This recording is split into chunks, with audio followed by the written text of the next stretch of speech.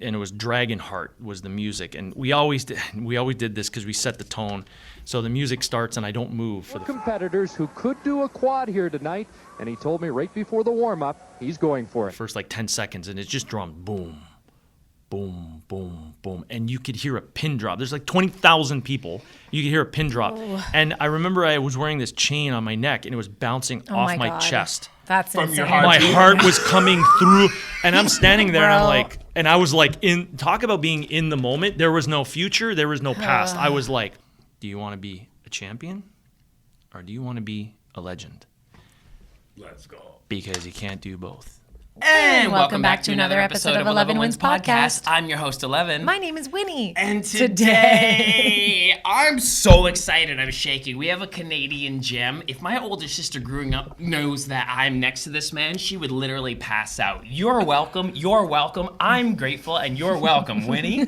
Our next guest today is a true Canadian icon. He is a 3-time world champion and 2-time Olympic silver medalist who completely transformed men's figure skating with his power, athleticism, and groundbreaking quadruple jump combinations. He's a performer, a martial artist, an actor, and an all-around multi-talented human who keeps inspiring people long after changing the sport.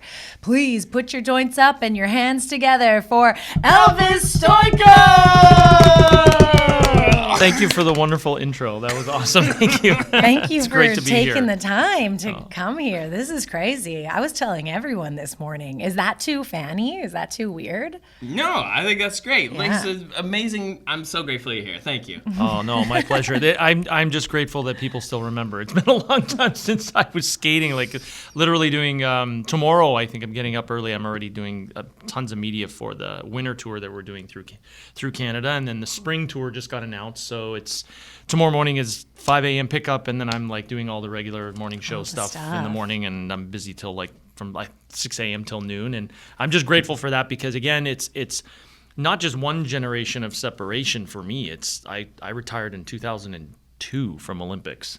So it's been a long time since I've been competing, and I'm still doing shows and thankful for technology and YouTube, and the parents can go, yeah, this is who this is, to their kids, and they go, oh, okay, that's the name Elvis, okay, and they put two and two together. But it's just it's nice to still be recognized for the stuff I did before, and that I'm very lucky that my body's still doing what it can do. Yes. So, yeah. And I want to get into that, how you've been able to maintain your health, what your routine is, and definitely ask about some of your greatness and stuff. But tell us a little bit what takes place on this tour that you're going into now with the winter tour. Like, what happens? Yeah, so this tour started a few years ago with IMG. They're the company that puts on the regular Stars on Ice that everyone knows about in the springtime. So we used to do a few shows in the winter. We'd jump across the U.S. and do like Lake Placid and a few other shows, and it was like the holiday festival on ice. Yeah. Well, it grew into a small mini tour of 8 to 11 cities. That's amazing. B cities, so we're like Nova Scotia, Sydney, Nova Scotia, PEI, Kingston, Sudbury, Lethbridge, smaller venues.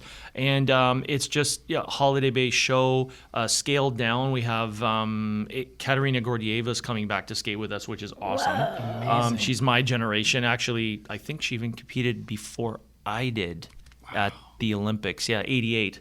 So they were with her husband that had passed away, Sergey, and she's coming on tour with us, which is awesome. And it's a great little group of skaters. Caitlin Osmond, Nam Nguyen, Gracie Gold from the States is coming up as well. So it's a great little tour, holiday based, and great for the holidays. We've got 8 shows in total. We start December 1st. I don't know when we're showing this, but before or after the timing? I think it'll be right before that, actually. Okay, perfect. Yeah. So December 1st we start rehearsals. Go see it. And then and then Sydney, Nova Scotia we start the first show I think on the 4th, and then bam, right across Canada. That's so special that you are still moving with the craft. You said it's wild that you're still remembered, but I think you're definitely you made progress on a scale that affected the perception of a craft beyond just your stats. That's the way it felt like you broke through and protruded almost into a mainstream where you are synonymous in being brought up with figure skating, period. And you represent because you did something great, right? It's like that first whatever, the 4-minute mile or something. It's like, that is why I believe, like, you made a mark on what humans were capable of doing. So that's like some Tony Hawk shit. So first of all, you are very much remembered. I just needed to say that. But I did want to say, so it's great that you're still with the craft and that you are still like operating in that space. What does it take to like keep your body in that space? Like, I think that's the most fascinating thing at this time too, is like how we can self-care and self-aware, hopefully, ourselves into longer life. I work with a number of people that not just the mainstream with doctors, but there's some people that I work with that work on life and health and longevity. And I've always been, my parents, when they came over from Europe in the 50s, and my mom was, old school with everything from herbs, and we had our own farm and organic. I never was on baby formula, any of that stuff. It was all organic, pureed, vegetables and stuff like that. So I had a really good base from there, and that kind of kept with me. So the nutrition side. The other aspect is just being able to listen to my body, and knowing when I can push, when it's like, okay, I'm getting lazy, so I'm not pushing. Or, okay, this is a serious injury. I used to get overwork injuries, so I had to learn how to back off. One good thing, my genetics allows me to. My body is quite strong, so I can push through. But I listen to it as well. So it's just being aware of that. Especially now, I'm 53, and I'm still, always listening to my body. I do very specific workouts. My wife, who's 11 years younger, she's like, how are you doing this? When she turned 40, she was like, damn, like she's still skating, but she's just like my hip. And she, what she does, she goes on the ice, she doesn't skate in a while. She jump on the ice and starts doing stuff. And then a day later, she's like, why am I sore? I'm like, babe, you got to like kind of prep for it. It's high impact. So I train at least 2-3 times a week off ice, doing hour-and-a-half sessions of pretty high intense. It's basically a kung fu hybrid workout that I do for my racing and for my skating. It's very similar, which is great. So I don't get bulky, because my body tends to get, like, if I was doing like heavy weights, I'd be huge. But it's not good for skating. Right. So, and then also for the car racing, I have to be aware of that. So there's certain muscles I work, but I'm very, very cognizant of that I have to maintain a certain level of fitness through all of it. Don't jump on the ice and go crazy. Warm up properly. It takes me a little longer to warm up, which is fine. But it's just a matter of listening to my body. And then, again, constantly learning. I've ran into some really amazing people, a gentleman that does hair analysis and checks out your whole DNA structure, genetics, everything. Wow. Send it into him. He tests it all. He lets me know if I'm deficient in anything. Another gentleman, Dimitri, who's a wonderful doctor, shaman. He's an amazing guy. He's the guy that talked to me about like all the stuff with CBD and THC and all that stuff, and all the positives with certain things that would be good for my body. Also, too, I learned that my body uses like sugars and glucose for energy, just the way my genetics is. So if I'm low on sugar, because there's a time where I took sugar completely out of my life, and it didn't work. Awful. And I was like, oh my God, like I was like, why do I feel sick? And he said, this is the reason why, because your body, a very specific body type. So I have, my muscle genetics is built so it has very high explosive rate. So you're firing blessed. I'm very lucky. You're like blessed. Type 2. But the you flip did side, something with it though. But the flip side of that is it tires quickly, and you have to be very cognizant of that. And my energy level, my lungs was a weak part in my skating, believe it or not. So I had like acupuncture done to support my lungs and the organs. So there's always a positive and a negative. There's always a strength and a weakness. So like for me, lungs were weak, but my digestive was strong, and they support each other. So I had acupuncture since I was 4 years old. The lady that worked with me, her dad worked with me since I was young, and then she took over, and she used to go to all my Olympic Games with me. What? And she actually saved my leg when I injured it in '98. She was the one that got me through all of it. Susan McRae, who's passed away now, but she was a wonderful lady. With acupuncture, she got you through that? Traditional Chinese medicine, yeah. Same. So the chi, the in and out, energy, all of that. Meridian lines, all that stuff. It's the intuitive medicine science the most intuitive medicine science that my dad studied a little bit when I was a kid, and like, just like even the tapping you can do, like immediate. Like it feels like immediate. You're like, okay, that makes the most. I can feel that. And like there's an undeniable now measured as the quantum field, I guess, but like the energy around us, you know, like all that like they've seemed to be kind of referring to for a very long time, past a lot of, you know. Well, it's interesting. Like I might be slightly off with the time of this, like 15th, 16th century. They were doing open heart surgery with no anesthesia with needles. All of that got lost when the whole thing came over after World War II, but all that stuff I don't want to get into. But it's phenomenal. Like there's like crazy things like, you know, the pineal gland. There's different ways to activate it, like tapping on the back of your skull, which goes right through and wakes up the pineal gland, right? Yes, and that's what like I can feel through meditation. Something happened where I read Think and Grow Rich at 26. And I forced myself to meditate, and it took me 2 years. But eventually, when you're like conscious and you close these eyes, that's the third optic nerve coming from the brain. You can feel that little baby like start to open because it's like calcified. And like I remember feeling like, this sensation right up to here when it like opened. It's like there's some unstudied stuff going on there. It's very exciting. I was doing when I stopped skating back in 2002, competing. When I say skating, the competition side of it, and I was living in Mexico for 12 years, and there was a time there where actually I left skating. I went through a very dark period in my life. I left skating, and all I did was do meditation. I had like a room set up in Mexico. It was all crystals, and there was a whole thing. I worked with all different types of shamans and healers and all this all along my journey. So it's like we're in a meat sack thing happening, and we're spiritual. So we're living that. We're having this physical journey. We're convinced of this experience reality. Oh yeah, totally. Yeah, and Mexico was that time for me to do that discovery. So there's the other part of it too, is the body follows the mind, which is part of that philosophy I had with skating. But then it also, the body follows the spirit and the direction. And if you are not in line, if there's something off energetically, emotionally, spiritually, the body's the last resort of, it's going to let you know there's something wrong. Dis-ease, you got it. So it's going back to that. I had to go deep into all of that. And that when I lived in Mexico for those amazing years, there was such a like tumultuous time at the beginning. In the middle was really tough. And then once I got through a major section of it, and, you know, without being cliche, but finding self-love, that's where I met my wife. Hey, Wynn. Yeah? Do you know what's really easy to do? What? Run a cannabis retail shop. That is not correct. You're right.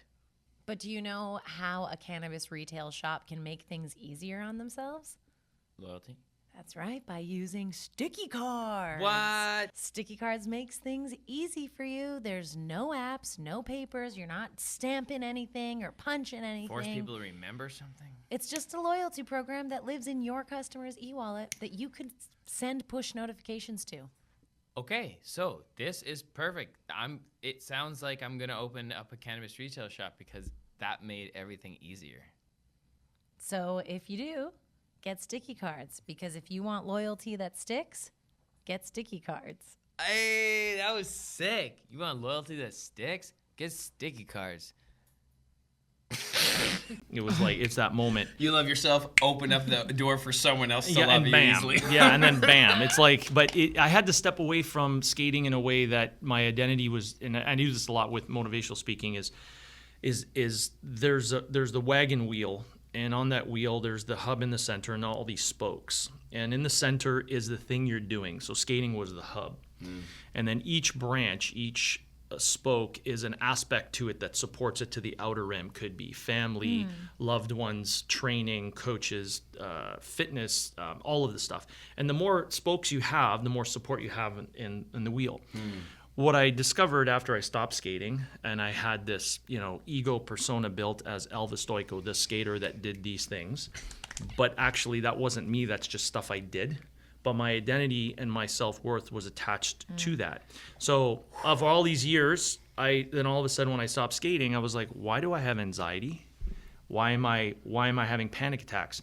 Well, basically what I did is I took the hub and I removed the hub from the wheel. So since I was unraveled, so since I was 4 years old, oh my God, that was the piece in the center. So I removed it and was like, oh, until I discovered, I had first, the hard part was discovering what happened.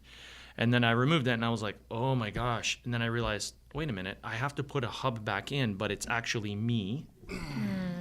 And then the thing I do is not who I am. It's the thing I do. So it seems simple, but the simplest things are the hardest things to understand. Well, So how I are did- we going to get self-worth without placing our value on some sort of metric we can measure and feel good about ourselves temporarily?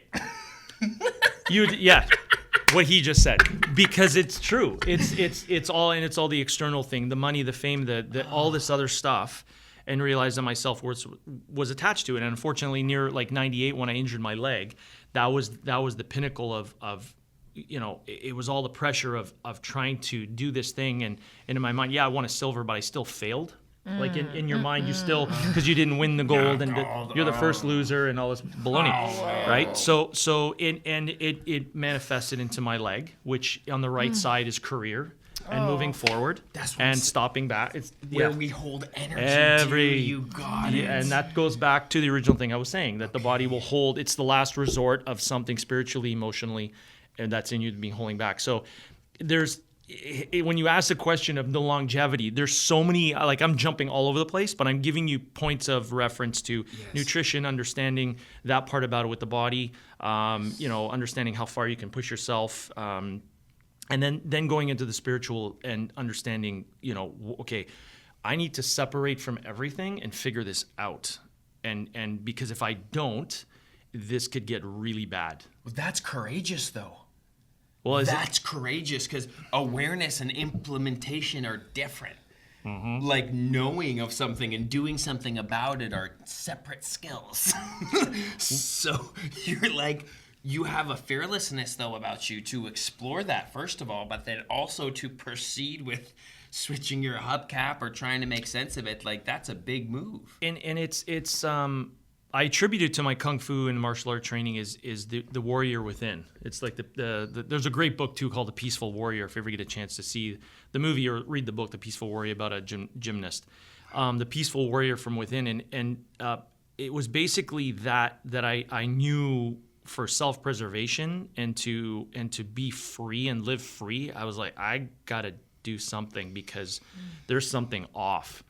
And one being very intuitive, one of my gifts is being very intuitive. So I had to be very selfish, which is hard for some people to do. Oh, yeah. And I separated from family and friends, and I cut everybody out, believe it or not. Like 95%, 99% of my friends almost, I cut all them out that didn't, and I'll say it, didn't serve my path. Yeah. Or didn't it wasn't a symbiotic thing. It wasn't supporting. They weren't going where you were going. Yeah. We're headed the same direction, we can rock, but listen, no side missions right now. Exactly, Yes. exactly. And there's moments in family too that I had to kind of step away, and so that was really hard, but it was probably one of the best things I ever did, and that's when I started the process of understanding how healing happens, and that's how I ended up. So this is all an extension right up to like when I walked in with you guys talking about we just got a new puppy dog, and we lost 2 last year, but dogs are so intuitive. Our oldest one just went blind, like so weird, like 2 weeks ago. Like her one eye had cataracts, couldn't see. The other one just within a day.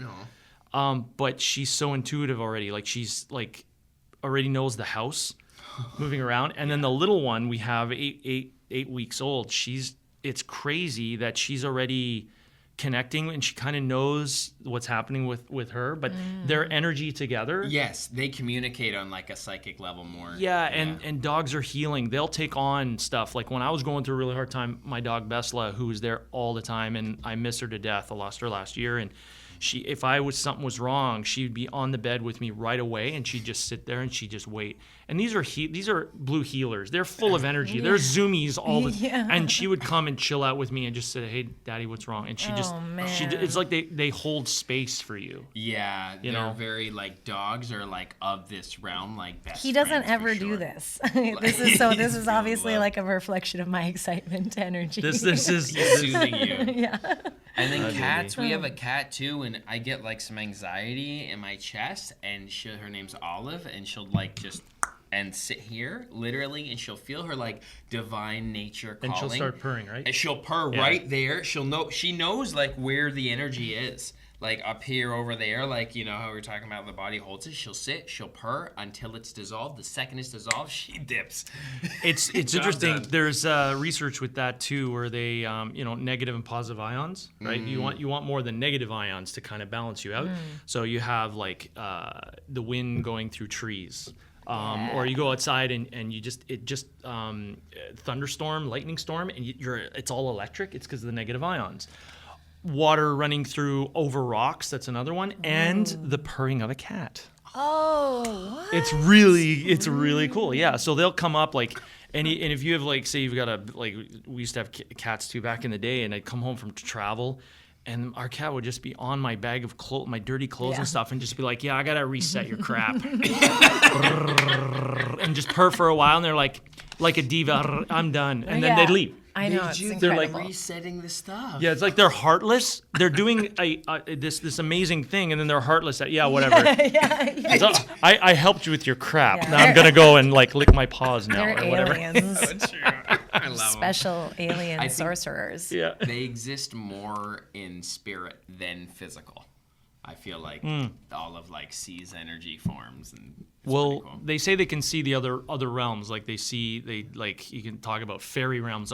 They see everything. They see shit. Yeah, no, Yeah. they're always like when babies, like infants are always kind of looking around. And if you ever catch it, some people they'll tape it. You'll see the cat and the baby looking at the same thing. Yeah. And it's like, damn, that's like funky stuff happening. It's really cool. This is hi, Grandma. Yeah, exactly. Hi, Who's Grandma. with us today? Yeah, exactly. That's awesome. No, I mean, if you spend long enough in meditation, you do kind of like understand that middle ground. Like, I think sometimes I don't always meditate for that, like to lock into that, but it's always available. More so, I kind of meditate every day for like a nervous system reset, right? Like just to get my body, like, and my breath going. But like, Ralphie, okay. You can click into that a bit, and you remember like before form or like after form or like that space. I feel like I remember, and it's like I'm like, okay, that's where Olive must be. You know, she's floating up here. God bless. Yeah. Do you have a morning process? Yeah, like I wake up in the morning and I have some mantras that I say in my head, or I speak them, or if I do, and sometimes I wake up and my mind's full of stuff of what I have to do. And now we're jumping out of bed. We have one blind dog, so we have to pick her up and take her outside. And then now the little one, she's like up. We just got her like 3 days ago, so she's in her crate and she's awesome, but of course she's whining and wants to go out. So it's like, they come back in, and then I reset myself, and then I have a bunch of mantras that I say for the day. Stuff that I have, like, when I work with kids, it's always about, you got your goal setting, you got your thing that you're focused on, and then also the calmness, setting the body and the way you have plans for the day, and then I just channel everything in that direction. So like affirmations? Yeah, affirmations. I am. Yeah, I am. And this is the thing I try to teach people too, is it's never, well, I want to be this or I want to be that, because you'll always be in the state of wanting. So you need to be, because you need to be in the state of already having. I am. Yeah, we already have everything we need. We just need to accept that it's there. Yes. I always talk about the wood, the artist, the wood carver, and there's a stump, and it's there. He hasn't worked on it yet, and still has bark on it, and he's not creating something. He's actually taking away the unessentials, and the thing is already there. So it's like, and so he becomes the conduit, and that's when an artist hits the point of like, wow, it's happening through you, which means you're completely open. Yeah. And there's moments like even when I skated, and they talk about it when you're an athlete in other sports, they've definitely shared that on elite athletics. They call it the flow state. Yes. But it's a moment where it happens through you, and you go for a ride. It's an experience, and your body just does it. And you're like, I remember skating a number of times. And most amazing thing, I finished competing, and it was awesome. I get back in the kiss and cry area, and I'm looking at my marks. I'm like, I have no idea what I just did, because it was like almost out of body. Like you black out. Well, It's thing. almost so present. It's almost you're so in the present moment that like the world around you ceases to exist and you are right there with what you're doing, and there's no markers, there's no like there's nothing external that's like, oh, this, you're in time right now, like you're almost outside of time. Yeah, because what happens, and it's very hard to do in skating, is because you're not judging what you're doing. So there's no judgment, because a lot of times Ooh, I love that. you I've see- never heard it said like that before. because when you're judging it, then you're pulling yourself out of that Right. place, that state. Yeah, totally. Because you're You're constantly observing it. Yeah, and you're judging it now. Now you're stopping split yourself. energy almost. Yeah, because now the experience isn't pure, because you can never have perfection. You want excellence. And truth comes from completely expressing yourself through whatever medium it is. It can be hockey, can be art, can whatever, drawing, can be skating, whatever it is. When you're hitting that level, it's like it's that mastery of something in particular. Fall into it and be with God, or whatever you call it. The universe, the energy. Let it dance through you. Yeah, and you become a conduit. So it's like, as I had an interview earlier about the tour, and the biggest thing that they talked about was, I heard that, it's all good. It happens to me all the time. It's like the gurgling of the drink and Kombucha. yeah. Well, this one's like right at my feet. Hi. And so it's just each performance I've had, whether it be competition or shows, none of them ever were the same.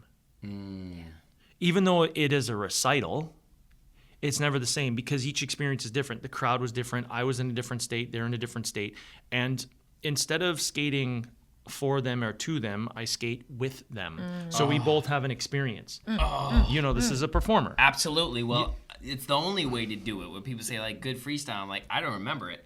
Like, it came through me. It was to serve you guys because we're together in tandem for this outcome. I feel you. You're here, they're there, you're doing your thing, they're reacting, and then you both have an experience together through your medium. And doesn't that just carry you and your spirit and imagination and performance into somewhere that you couldn't have even dreamed of without their help of that tandem mutual want? Yeah. God bless. Yeah, that's what it's about. It's the feeling. You mentioned earlier about some of the things I did in skating, and then I realized I've had so many people come up to me and say, hey, especially now, which has really been hitting me more, and it brings a tear to my eye thinking about it, because it's happened so much lately, is there's these people, mostly women, that watch skating, guys too, but they remember moments in time where they watched me compete, and they were with a mother, a grandmother, a grandfather.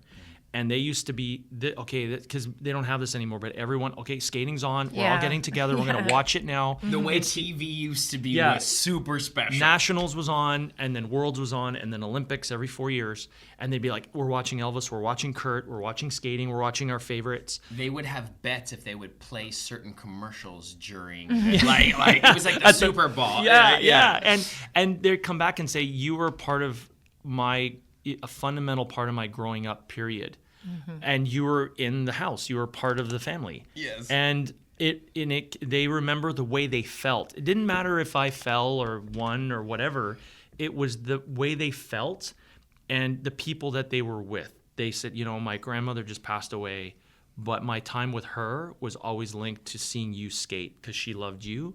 And that made a connection for me and my grandmother. And to this day, I have that, and that's why we come to watch you skate, because the way you made us feel. Yes, you're representing like not only Canada, but like those deep family memories, like like being like something that they can connect to and agree upon, because like family's unique like that. Yeah. You don't agree on everything. Yeah. But you bring something like you in, and it's like nothing but love. And there were dudes like, the guys would be like, yeah, I didn't watch skating, but I kind of got sucked into it. You're the only guy I used to watch skating. And they're blue collar guys like my dad, who was a landscaper, and they were like, we heard you rode dirt bikes, so you're cool. It's all good. Or I'm racing now, so I'm racing cars, and so I'll go to like different seminars, and the dads will come in. I'm doing an autograph session, and I have a hero card signed. I've got one with my skating and racing on it, and they're like, could we have one of those? That's really cool. You know, and I'm like, yeah, this is awesome. And we're watching you on Instagram not because you're skating, but because you're racing. And it's fun, but it's a really neat connection. And racing's the other thing. Like I had to accept the fact I'm always going to be an athlete. I love being at the top of my game with and working the mind. And I still work with skaters, hockey players, all types of athletes. And it's always about refining and getting, it's because you never reach perfection, but it's always about excellence. And the more you do it, the more you understand about yourself, right? I love that. It's not about being perfect. It's about excellence. I'm going to take that with me today, bro. Thank you. God bless. Here's another one that I'll throw at you. I had this the other day, and it kind of shocked some people. My choreographer, Ushi Kessler, really, really cool lady. She beat cancer twice, and she's in her 70s now. Let's and go. she has this amazing... she raised over $1 million with pennies for cancer research. Wow. It's called Pennies in Action. It's in the U.S. If you ever get a chance, look up Pennies in Action, Ushi Kessler. Phenomenal lady and awesome. And I remember, and I share this story because it's really poignant. And it was 1993 in Hamilton. I was competing against Kurt, and it was the fourth year in a row I was second. And I was like, how many? And it was getting on me. And I remember packing my clothing. And we'd finished the banquet, he finished the skating, the gala and everything, and we're just hanging out chatting. And she goes, "How are you?" And I'm like, "I'm good," and I'm packing. She goes, "No. How are you?" I'm good, And the tears down my eye, and I'm like, "Yeah, I'm good." She goes, No. How are you? And I just sat down, and I'm like, "I'm not good." No. And I was just like, it was about acceptance too, because I was always touted as not being artistic. I was too macho and all this other stuff. And so it was like, when you open up and you grow as a teenager in front of millions of people, and there's judging and there's all this other stuff, and everyone else is an armchair expert and all this other stuff, and you're trying to be pure in your thing, craft, right? In your craft. And she goes, "Okay, now you're ready for the question." And I'm like, "Ooh, the question. What's the question?" She goes, "Okay." She goes, "All right. Do you want to be a champion, or do you want to be a legend? Let's go. Because you can't do both." Whoa, bro. And I was like, That's not. "Oh my God." Oh my God. Because she said, if being a legend is letting go of the winning. Because and that goes back to how you make people feel. Oh, buddy, that's so good. And so she goes, "Yeah, you can go, and there's a lot of champions, not to take anything away from that. Brilliance. It's awesome. But when you let go of the judgment and you're completely doing your own thing for you, you're not just going for the win, for the gold. Yes. You're going beyond the material." Oh. She says, "You have the ability to do that. It's up to you now to choose it. And you have to follow it so intrinsically that you're willing to defend it even against me." Yes. And I looked at her and was like, frying pan to the face. Oh yeah. And it was like, holy cow. And that went in line with, all the martial arts stuff that I'd worked on with my instructor, Glenn Doyle, who was taught by Sifu James Lohr, old school Kung Fu training, warrior stuff. It was Chinatown, like you had to know someone to get into this place. And it was like, it was an amazing school, but it was about instinct and following your truth, right? Kung Fu means basically like short form hard work. And it was all about breaking the barriers away. It's not about the fighting. It's about understanding yourself and getting away anything that's holding you back from your true path. Oh, beautiful. So that was all in line with what I had to make that decision. And then whatever works for you. Yeah, and then a year later, like I went to Worlds, I was second behind Kurt. And then the next year, Dragging the Bruce Lee Story, I used that as a platform. And I won Canadians, I was second at Olympics, and I won the world title, and it all came in one shot. And it was because I was like, no, I want to be no limits. It's a goal, but the goal was to experience and reach my potential. whatever that would be. So you're getting away there is the goal. The specifics, you're taking the devil details out of that. You're taking the material out of it. The material out, and being open to where this can flow towards and how you can fulfill that. And then you're open to receiving, which we were talking about before. You're open, and then you allow it to come to you, and then you're the conduit. Like we put together this martial art program, which had never been done before. People were like, oh my God, this is great. Oh my God, what's that? Didn't matter. It was truth to me. Yes. And it was that whole season was just an amazing experience. I was just like, this is unbelievable. I'm having that. And I trained hard and I was focused. I did all the right things to give it support and carry it. But it was happening through me. And I had many different moments like that throughout my career. And it was just in the best way. Going to the original question, it's all intrinsically connected. Yeah. It's all connected. And the questions are very simple, the answers are very simple, but to do them, you have to do the work. You have to go through the process. And you can prepare so deeply, but there's always, I feel, in all of these big moments, I'd love you to take us there for one of them. There's that moment before you step off the diving board, where it's like you're about to fulfill your purpose and dance with whatever is there.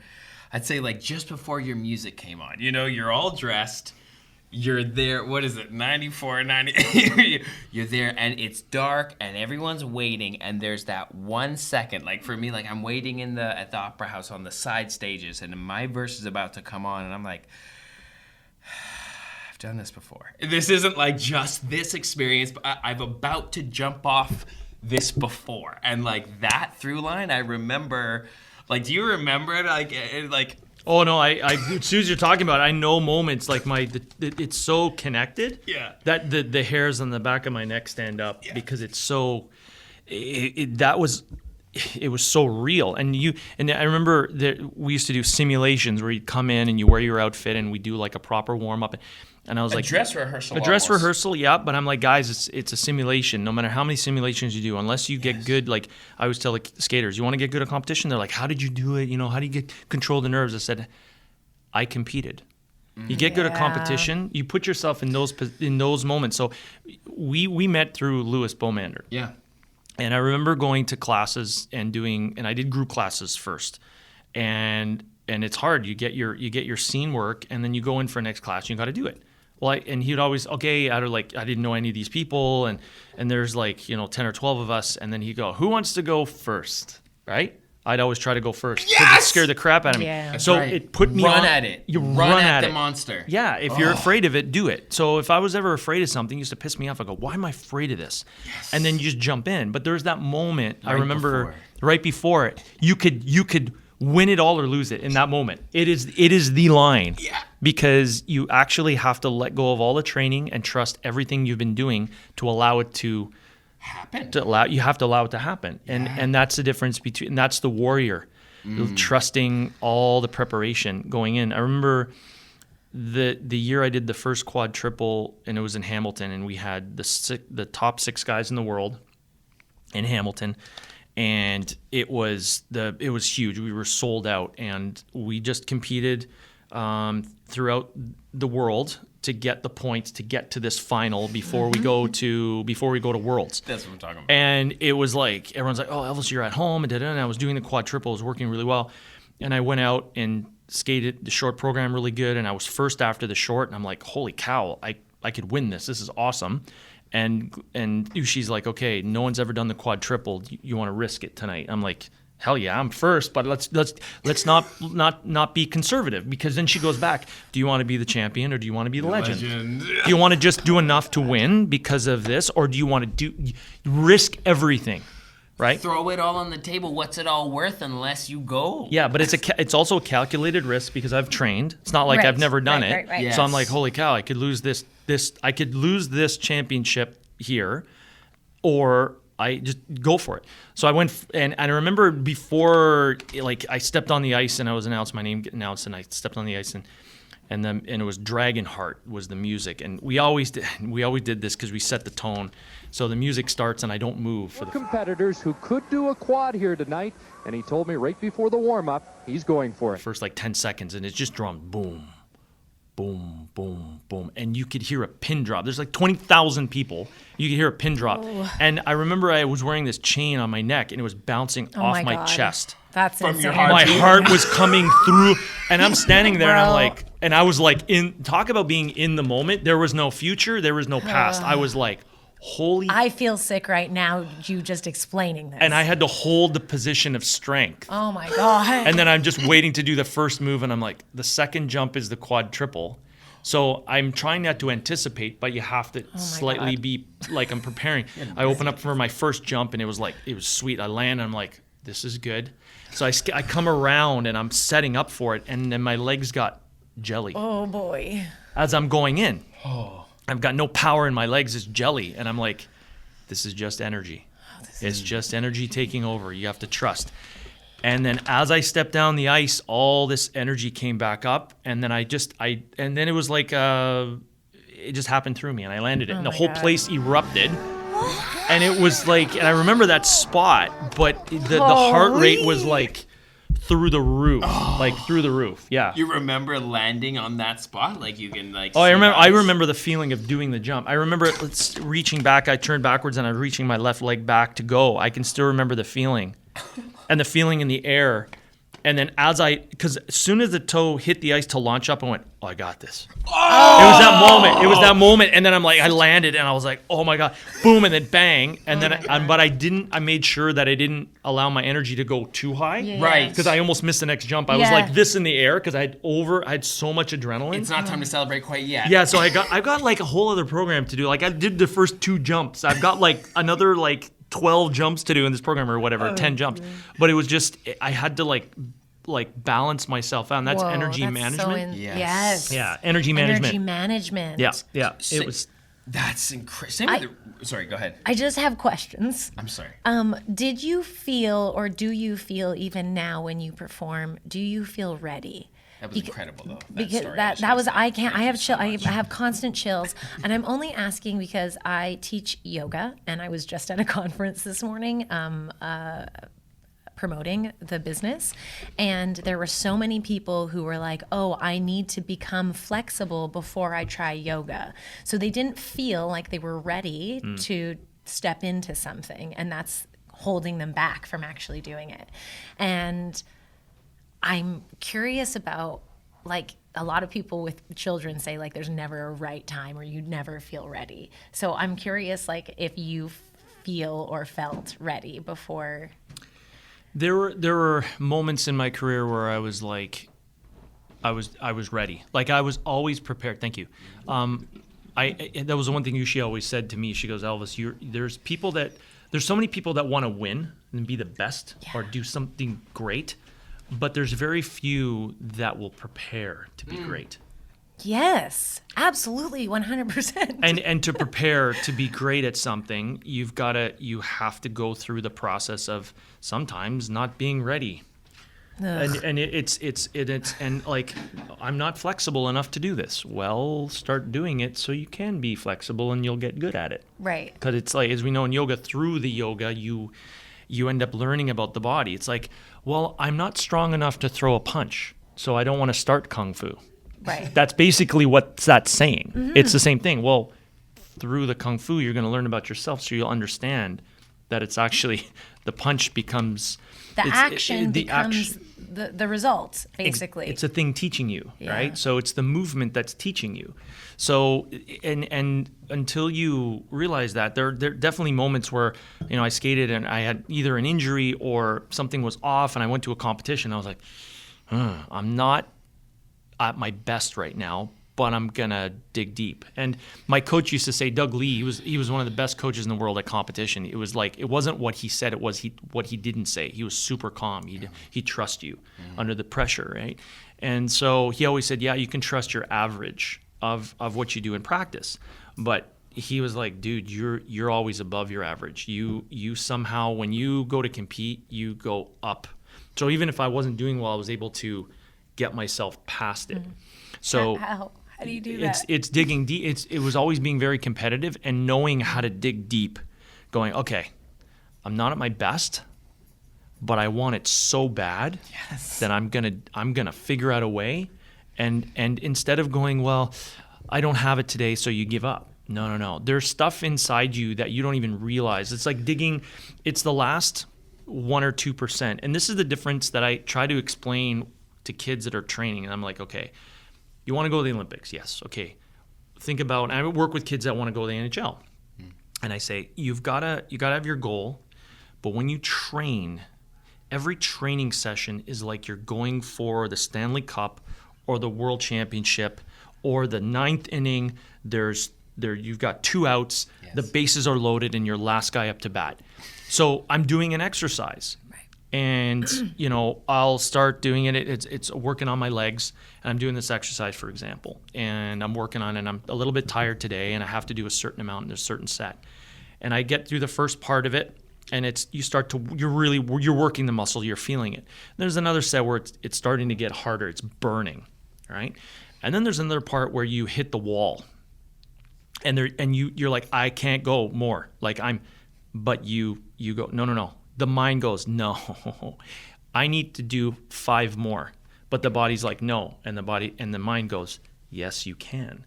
And that's the fight. That's the warrior going, no, I control this. You don't. Yes. And so you have your first 50, 60% of the workout. Okay. Of that particular exercise.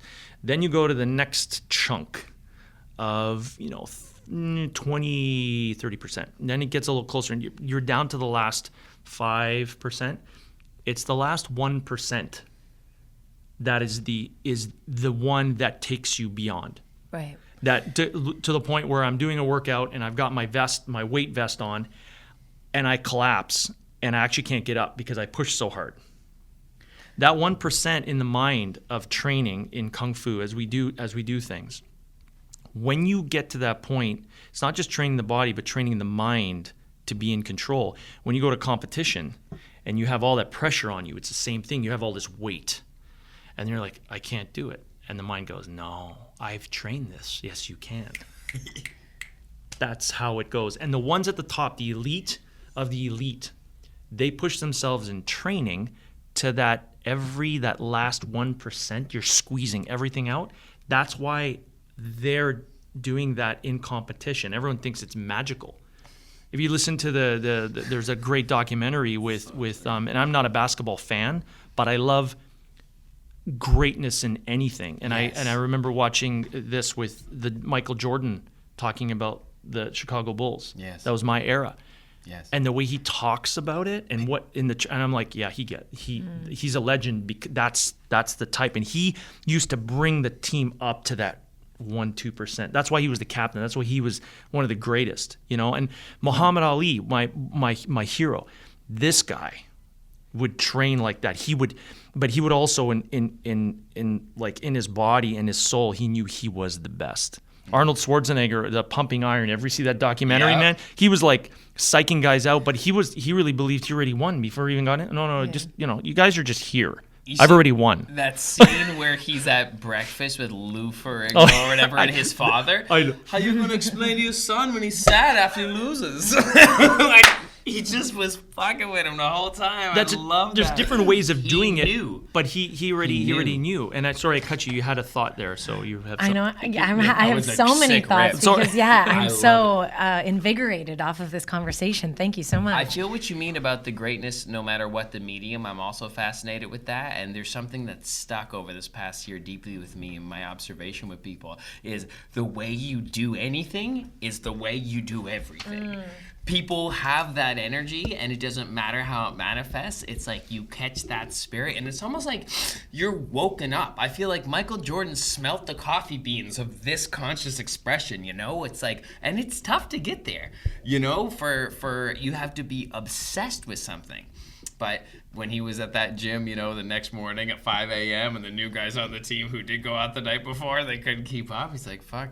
Got to be superhuman. Sometimes you have to be what feels superhuman. Yeah, and sometimes your 100% one day is not going to be the same output as the next 100% the next day because your body is. But at least you get to that 100% because then you've practiced it, you've trained it, so that when you put yourself, because it's not just because the last 5% of the push down to the 1%, that's all mental. Yeah. That's the mental working out the body and knowing you're using fumes in the tank. You're scraping the tank, every little corner of energy, every little ounce of whatever you got, so that when you go to compete and you get to a point where you're against an incredible adversary and they're pushing too, you're like, okay. And that's where it gets exciting, where you have someone that's done the same and see who can go further. That's when you have two amazing champions or champion teams fighting. And that's what, and it's the experience of people watching. It doesn't matter who wins at that point. It's just like, oh my God, we're seeing history. Yes. It's amazing and how they treat that. And it's so like, I get excited for that. No, me too. Totally. Those are the special things. Those are like sport championships. Go They're Jays. big- Yeah, exactly. Go That was Jays. fun. Yeah, we felt that in the city. Were you around for that? Yeah, in and out. I was getting prepped for a race, and we finished up the CNE show that we did, and all of that. So yeah, I was sort of in and out of it. The Crazy J. Racing Yes. is fascinating.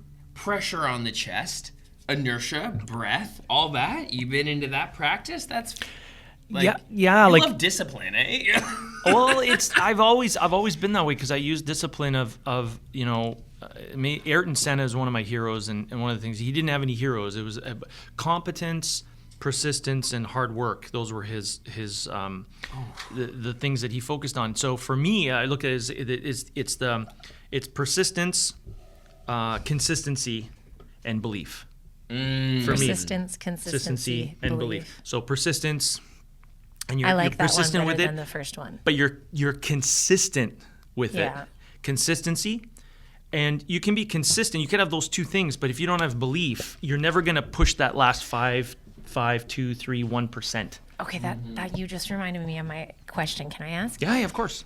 I have had moments. I'm an actor as well. I was trained with Lewis. I love Lewis, and I have had moments in my career where I knew that I got the job, and you just know. Yeah. You just walk out, and I absolutely, without a doubt, know, and it came to fruition. And I've had other moments like this in different areas and industries, and I don't know how to like harness that feeling. Like, I know when it happens that it's happening, but I can't apply it to other areas where I don't hold that belief. And I find that frustrating because I know if I got it, I got it. But I only know I got it when I truly know, and I can't like force that energy. Yeah. It's like, I know exactly what you're saying. And I had the wonderful privilege of working with Lewis. He asked me to do some teaching with him. So we did like awesome. 2 courses for 6 weeks, 2 runs of it, working with, working actors. And he asked me, because because you know him, he's not big on the mindset thing. But then when he worked with me, he goes, "But Elvis, you've changed my mind on mindset." And I was like, okay. And so love that. We worked on a breakdown of how to approach it, and we were both teaching in together in tandem. And I worked with some athletes. There were some ballet dancers, some gymnasts, other people, walks of life, nurses, and other. It was amazing. It was such an amazing group, an eclectic group from like 19 years old up to like 65, 70 years old. And awesome. Where I come from body awareness, where Lewis comes from the choice, right? The mental, your choices and the way you're in the moment, based on the way you're setting up, either from self-talk, which is I try to make it as simple as possible. So that's basically, I wrapped around what I learned from Lewis that way to take all the noise out. That's basically what it is. Sometimes he'll call me like, I'm working on a scene, and he'll give me like, yeah, because he knows me so well, he'll say, and put me in the moment by a phrase. There's a phrase, and you'd say it over and over and over, and then it gets you in the moment, and then you're like, oh my God, and then you start the scene. Mm-hmm. So I work from a point of feeling it in the body and where it's being blocked. Because sometimes you can have that phrase, and I work with them on it, and the phrase will be there, but there's a blockage somewhere, and I can tell when the energetic blockage is happening, and I can see it. So one of my gifts is being able to see. I'm like, oh, it's blocked in the chest. So the actor's there, and they start the scene, and then they're going to do another one, and then as they're doing it, I stop them, and then I go up and I go, okay, you're feeling in the chest. She goes, and the girl was like, yeah, how do you know that? And I said, well, I see it. I said, you're holding yourself. I said, you're a dancer, so you're doing this.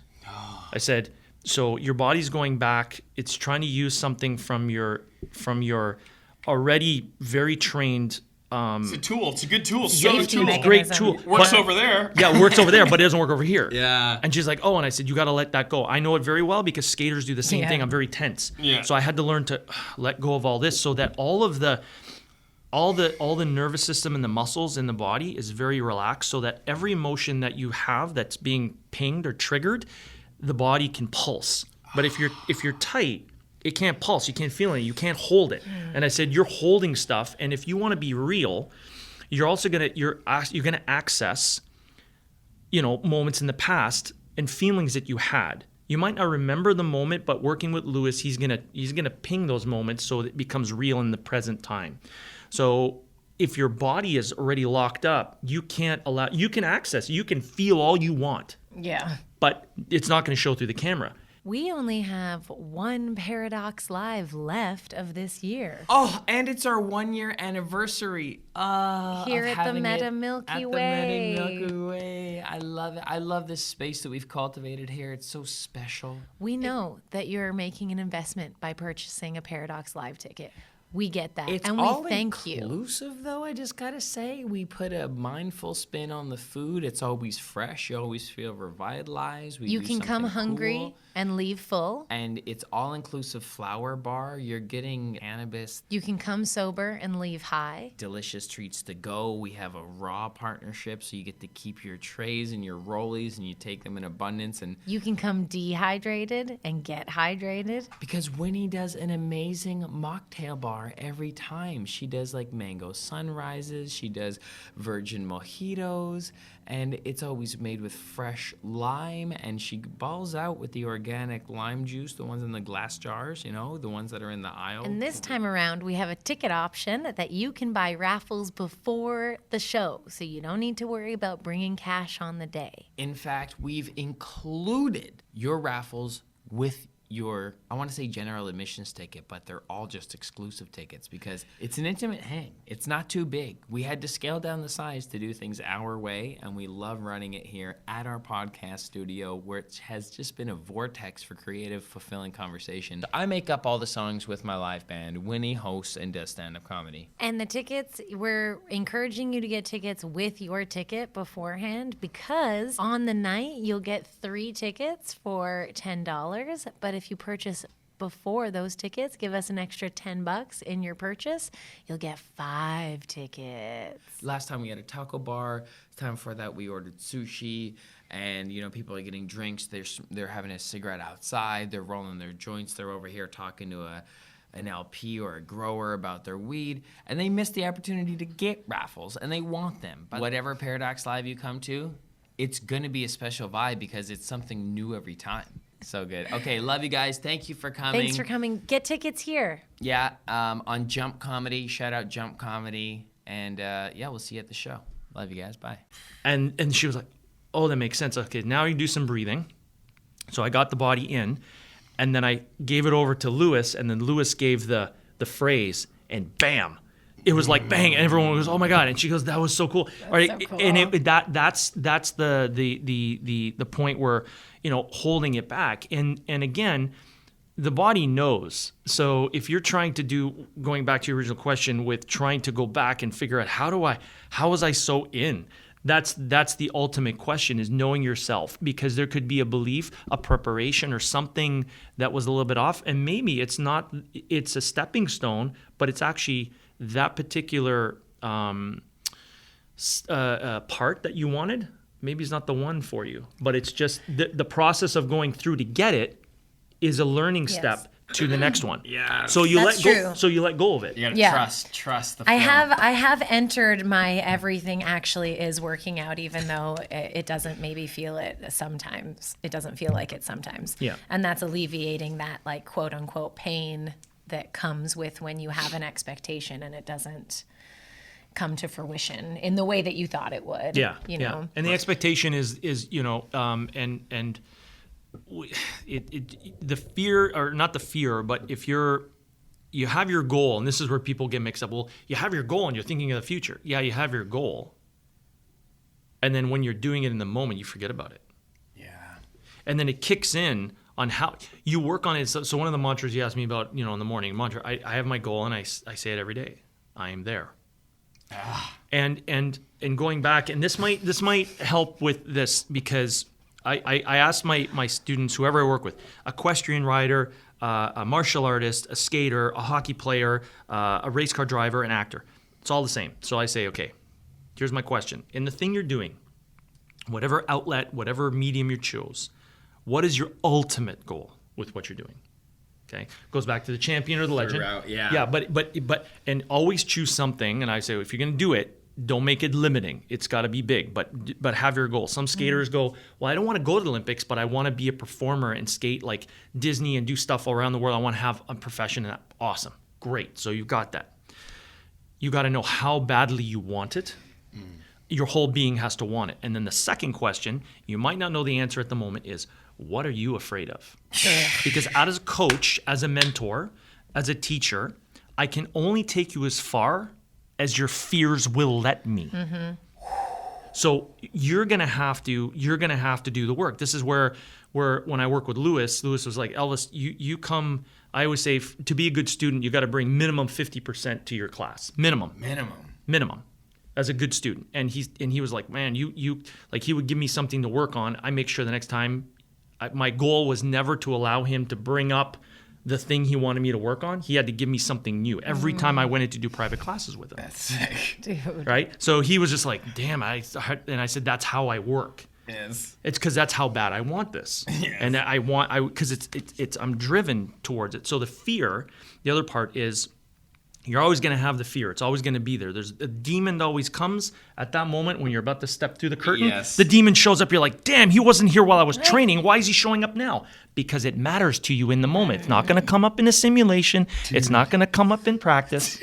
It only shows up when you're about to step out. You're like, oh my God, I'm freaking out because... The thing I was going to say is like the little voice that happens right before, and I usually with my shoe, I was like, what if you just tripped? Like, what if you trip? Like, this crazy what if happens, like anything could happen, but then it's like, no, you wake back up into like being tethered with that desired result, and you're just merely taking an animation to, I'm big in like bending your reality, because I swear to God, I've just woken up in like a different reality sometimes. I'm like, this is good. Like, this is wild. Like, just a self-belief. I remember one spring, and things get tough sometimes for Canadian entertainers. I don't want to make that affirmation, but out of winter. Winter is sometimes a tough, dry season. And I was coming out of it was the first year I didn't go to LA or something, and something was on my mind. It was like, maybe you have one of those moments of maybe I'm not this. And then the winter took over, and it's like, I fucking am. Like, it doesn't matter what gig I have or don't have right now. I fucking am. And then, like, dude, within 3 weeks, I was, like, on a 5-city tour across Indonesia, Jamaica. Like, it's just, like, it went bing, bing, bing, bing. Like you said, it all happens at once sometimes. And I swear to God, I shifted the reality. Like, because I said... that made that simple choice to go with not the your devil, energy but aligned with those things. Those realities. That was the tour. Yeah. Which is really cool. It's preparation, the training, all the stuff. There's a skill set when art and skill, and they align. And going back to the original thing about the fear part. Your will to succeed towards your goal has to be stronger than the fear, the demon that's holding you. Yes. And knowing what the demon is like 90% of the answer, of knowing what it is. So, and it always comes down to afraid of succeeding. Because ain't that the craziest one? I know it's crazy because people are like, well, I'm afraid. Of course you want it. Well, no, because responsibility comes from being when you succeed and when you win. You also have responsibility. The fear of failure. So what you do is you actually self-sabotage. And so I've seen this with kids. They are afraid to give 100%, because if they give 100% and they fail, they're like, I'm not worthy. They think they're not good enough. Yeah, so they can always fail by putting in 80% and go, well, if I would have put 100, I would have done it. Oh yeah. Okay? If I would have. You're calling me out right now. And then, okay, see, I'm sorry, but it pings with everyone from kids to adults. And then again, it kind of, and then intrinsically in that, it's worrying about what other people think. And that's a big one. Letting down mom and dad, and usually comes with that, and then other people. But it comes from there. Others' perception of us. We really want to be liked. And I want to win for So my parents badly. because then I get their connection and their love and all that pride. and everything. And that a lot with like hockey kids and skating, and the parents didn't make it, and they live through the kids, and then the kids. Then they want to do it, but they push too hard, and it has to come from. That's why I was trying to inspire from the inside out for the kids to be like, okay, this is your thing, Yes. and your parents are there to support you, but it has to come from you. And it may be tough to find at the beginning, but once you find that spark, no one can diminish it, and then then you have the power that's filling you from within, because now you're doing the thing you love. For the reason that is pure, because now it's filling your soul, healthy and in a cyclical way that it's feeding. It's not an external thing where I got to win that and then that's over and that's a moment in time with a medal and then I'm making everybody happy. No. People will be happy no matter what on that side. Who cares? I'm going to win. They're going to be happy anyways. Who cares? Yeah. This is about me. This is about my journey, my experience. And if I can inspire people while doing the thing that fills my soul, Purpose. bam, Purpose. Oh my God. boom. God bless, brother. There, that's the thing. You Does everyone generate get that? energy. Yeah. Does everyone get to inspire people by like doing what they love? That's kind of a pessimistic question. they and have I discipline. don't normally go this route, but I'm curious of your thoughts on that. I mean, the question is, Does everyone have the opportunity, I guess, to like follow what they love and have it work out? no. Yeah. No, they don't have the opportunity, and this is the thing that, and we can get back. It can go really deep on this. This can literally go back to like reincarnation. Yeah. Right? Or what are we here for? Yeah. Oh, I didn't get it the first time. I'm coming back again to do it again because I didn't get the lessons. So as you further go in the medium that I chose and all of this, I have these lessons that I'm learning, and I didn't get the lessons because I was focused more on the external and the physical aspect of the material, and it wasn't filling my soul. So that I lost the path when I was skating, and that's one of the reasons why I got injured. Wow. And then I had to recalibrate and then go back and then go, okay, I got to follow my path again, because there was a moment where I was skating in that, and then I lost it, and then I had to bring it back again. So you can lose it and bring it back, but then again, I go back to Michael Jordan. Fail 1,000 times so you know how to do it right. It's like I tried 5,000 times to do a triple axel. I learned 5,000 different ways on how not to do it, and then I did the right way. So you have to fail. Get explored. You have to fail. You have to fail to You learn. have to fail. And that work of uncovering those rocks, if it feels like hard work, I do honestly say, yeah, like, okay, then that's not for you. Like, right, you have to want, it has to feel like play. Like every shit song I've made or every shit scene I've done is just like not cute way, like you said, and then you figure it out and next time. But like that all felt like play, like right along the way, like just I imagine it's for bodybuilders showing up for the gym or chefs showing up to prep, whatever it is.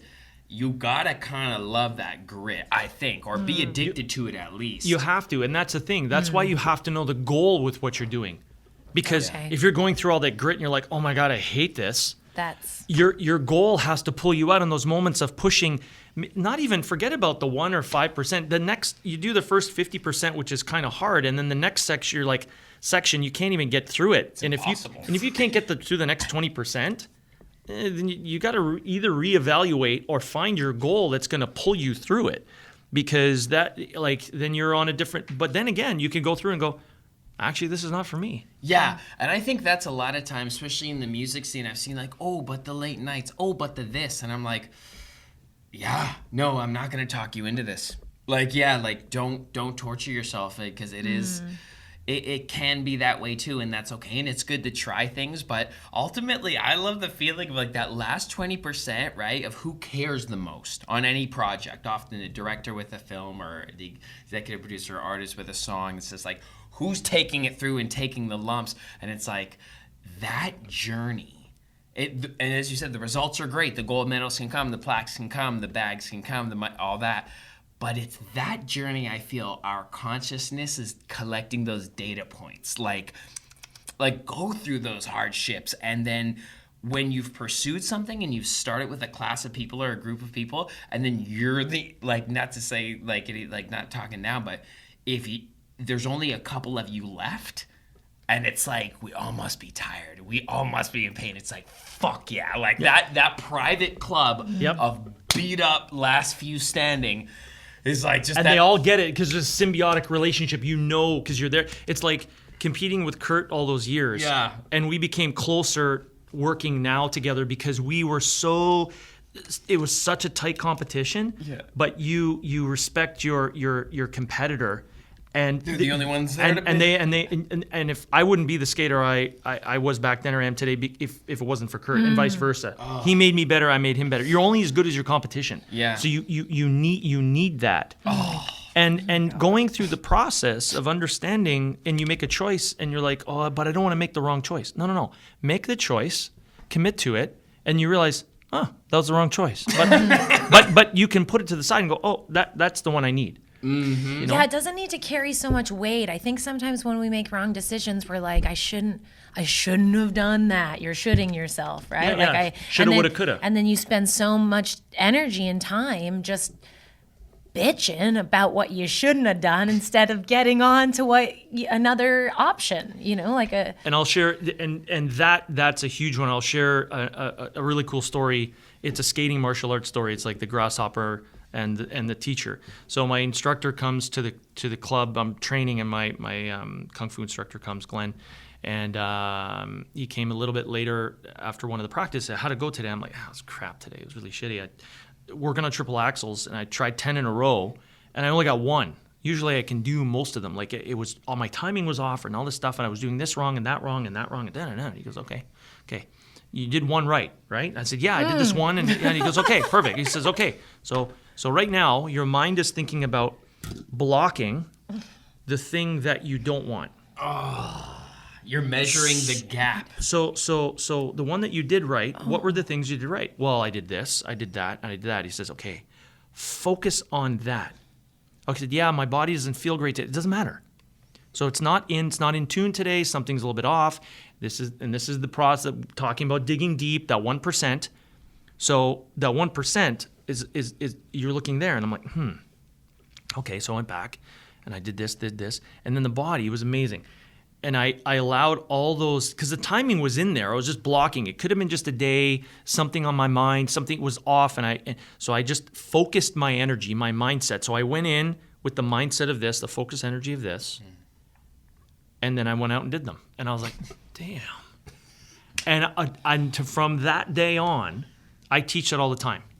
Okay, you did that right. That's perfect. It's like with a puppy dog, you give them a reward for the thing they did right, not for trying to stop them from doing the thing wrong. And this is where you can tune into the mind movie, I call it, and where you are like part infinite creator and like broadcaster receiver, because literally what you focus on, you manifest. You become what you focus on. Yeah, so like when you, as like you're brilliantly guided to do, when you focus on that what went right, your whole, whatever the observer, whatever's going on here, is going with you into just, I consider the universe just be like, yes. It just says yes to whatever you focus on. So you literally multiplied your reality by focus. And all the ones that I missed is really you getting hard on yourself because it's the ego going, well, I made all those mistakes, then those guys didn't make those mistakes, and I'm not as good as them because they didn't make as many mistakes as I did today when they were training, and all this. You compare, and then you judge, and then no. There's no comparison. There's no judgment. Yeah. And that's what I said at the very beginning is getting rid of the judging. Then you're living in the moment. Even training. When you train, you need to be in the moment. I'm preparing for this event.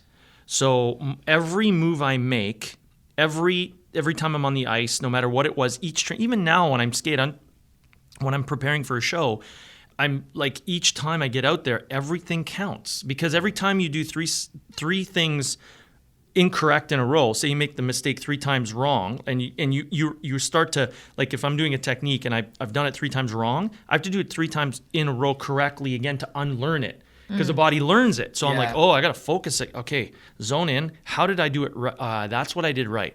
Now I'm going to recreate that one. Oh, did it again. Okay, recreate that one. Oh, did it again. Oh, no, I missed it. Okay, go back again. And not get discouraged by the one you keep doing it wrong. Yeah. And you keep getting discouraged, and when you're tired, that sucker gets in there. And it's like a little fly in the ointment, and it starts to, and then it manifests and it manifests and manifests. It goes further. It becomes, well, then if I failed there, and then when I go to compete, then you go to compete, and then and then the self-talk goes in. So the self-talk is super, super important. That's why working with Lewis was so awesome, because he uses that as one of his things. The self-talk is taking those phrases and then using it, and then with the body. So I came in from the body energy point, came in from the self-talk point. We kind of put it together, because you can find out in the body too, when some of the girls that were doing that had done ballet in a very, very strict Russian way of training, is really hard mentally and emotionally. So they have all this tension build up. And I had a really tough coach when I was in formative years, between ages of 9 and 13. A European lady, very good, but old school, and bam, bam, like cracking the whip and all this.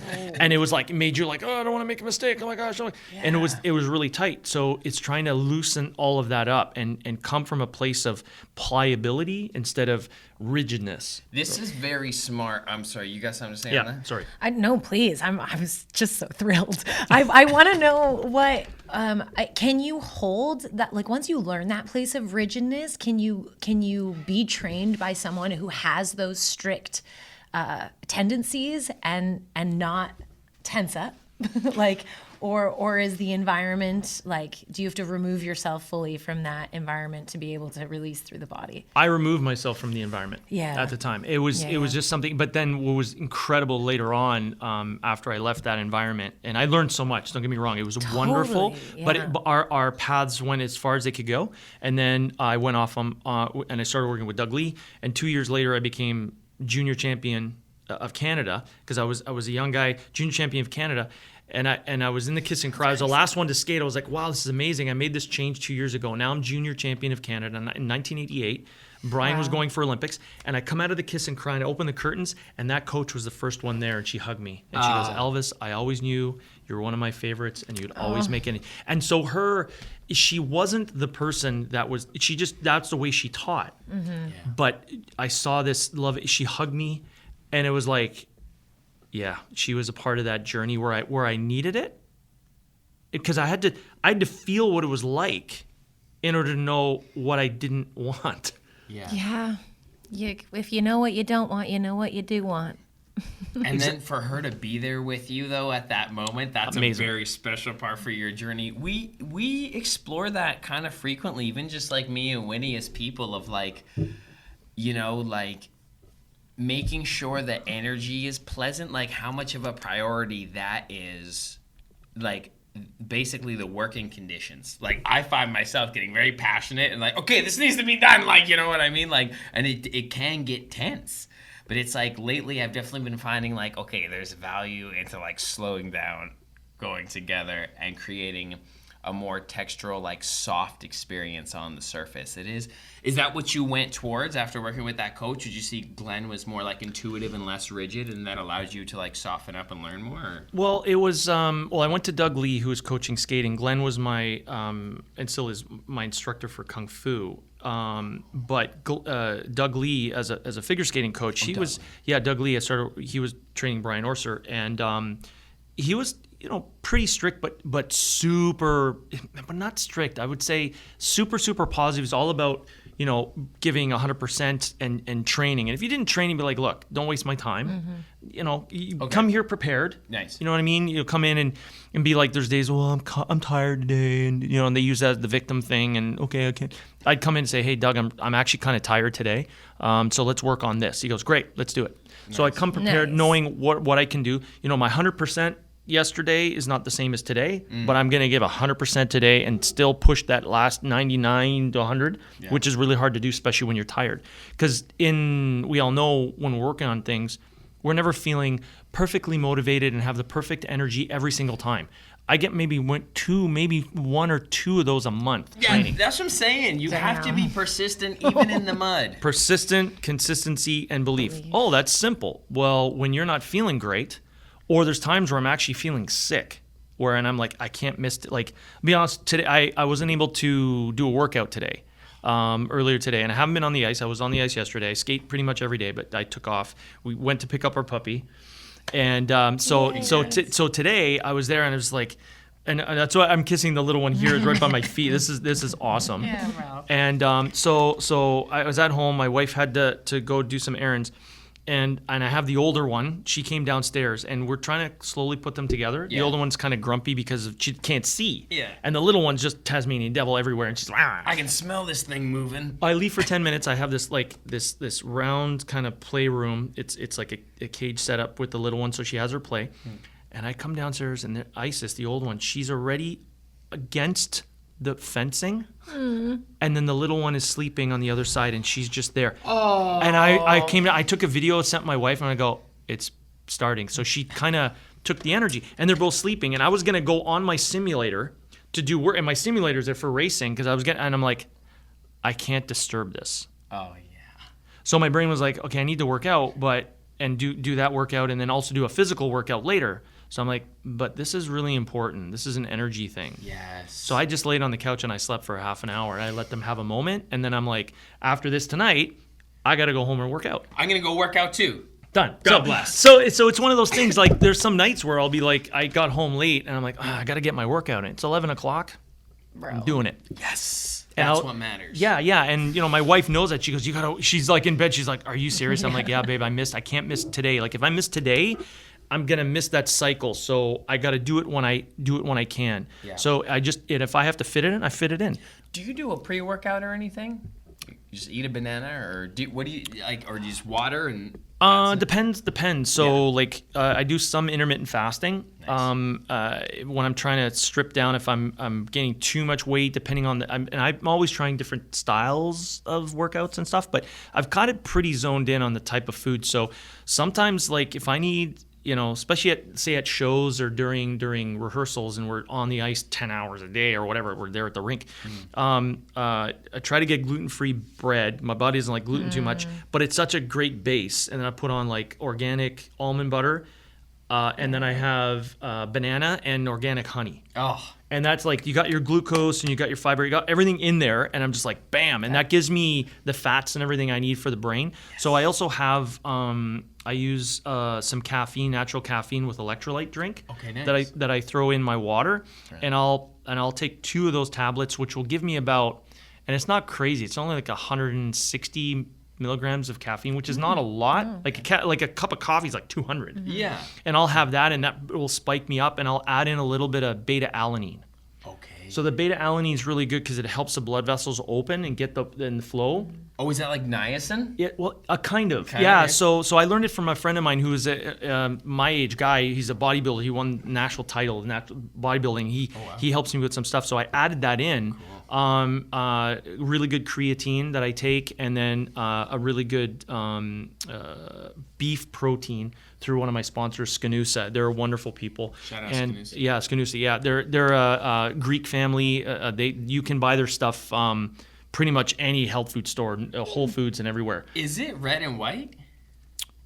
We have a beef protein right now. White. Okay, their package is white with blue lettering. Okay, I'll have to check out for that. Yeah, cool. Skanusa, yeah. Thank you for sharing that. Yeah, it's great. So having that combination of food. So sometimes I always have that kick of caffeine to kind of, especially at night, where I'm like, sometimes I'm a night owl. I like to work out at night late, but I do change it up now and then. I'll get up in the morning at like 6 and work out then, because everyone talks about you need a ritual, which is great.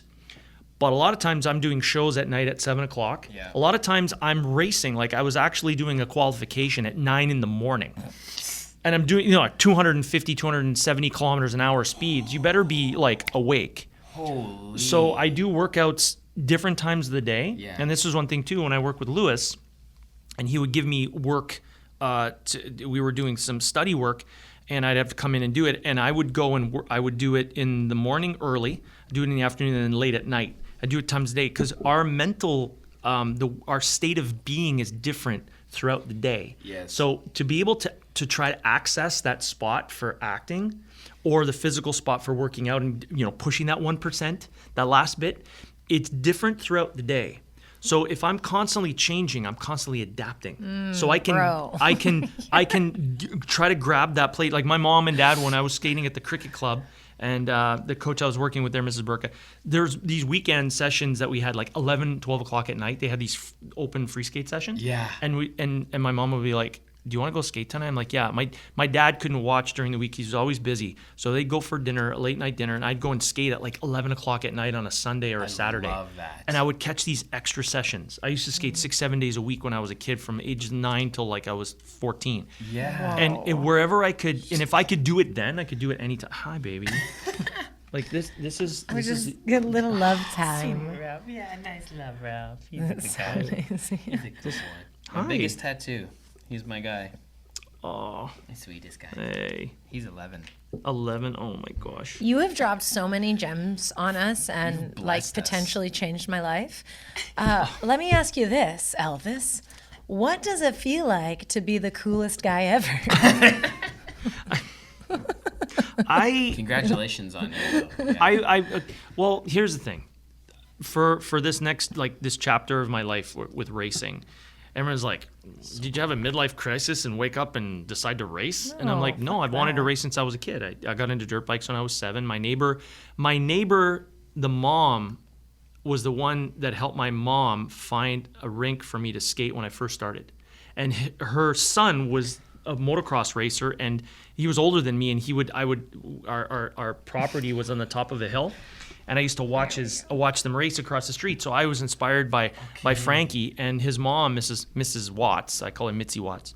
And it said, hey, take Elvis to the rink if he wants to skate in Newmarket. And that's where it all started. And later on, I had a chance to get on a track and be invited to do track days with cars. And I fell in love, and I was like, I want to race one day. Was it the speed that got you excited, or just the cars, everything? The G load, the speed, the whole level of controlling something you think is out of control, and the way it dances underneath you, and it's like a blade. It's the same as skating. So people are like, what does that got to do with skating? I'm like, I had a friend of mine. Speed. Yeah, the speed. Like she's a retired OPP officer and a skater, and I took her. I said, "Hey, you want to come with me to the track? We do some skid pad. I do some skid pad training work in my little BRZ." So she's like, "Yeah, come on." So I had the car sideways, and we're doing stuff, and she's like, "Oh my god!" So she's like, "How does this work? And how does that work?" So I explained all this stuff. She's like, "Oh my god, it's just like skating." I went, "Bingo." Beautiful. But through all of that, going back to your original question. And about the cool thing, but the purpose of with what I'm doing, the medium of racing, is I love the feeling of it. I love challenging myself. I love being to find the excellence in it and the skill. I love the skill of it and that feel. I'm working on data work with the principal on the race team. I love looking at the data and comparing it and comparing someone right beside me, instead of the years of I'd go and skate, come off, and then someone else would skate. So it's like competition right then and there. Okay. So it's not subjective. That's what I love about it. It's you and a clock, and you and the guys and the girls out there. So at my age, I'm physically fit, even stronger than I was in my 20s, just based on all the knowledge I have. And I want to be able to compete at an extremely high level, going into, do WEC or the World Endurance Championship or whatever. You're doing this. But inspire people that are at my age that are thinking, well, I've always wanted to do this, but I can't. Yes, you Or can. you say, okay, well, I don't have the money. Well, neither do I. Racing is ridiculously expensive. And you'd think that, oh, he's getting a lot of sponsors because he's Elvis. No, it's actually works the other way around.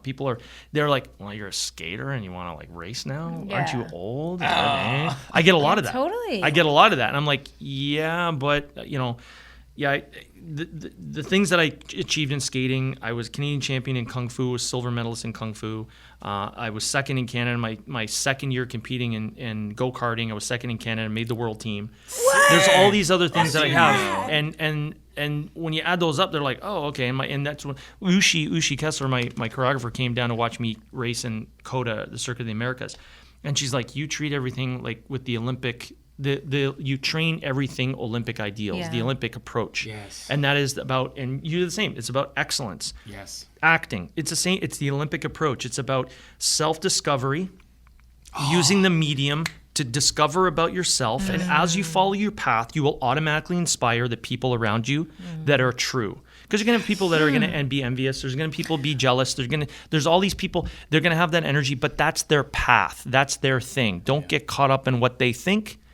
And the ability to change people, you can change people by not totally what you say. It's what you do. Yes. And how you make people feel for the way you do something. It's not simply by doing something. It's the way you do it. I didn't win the Olympics in '98. I was second.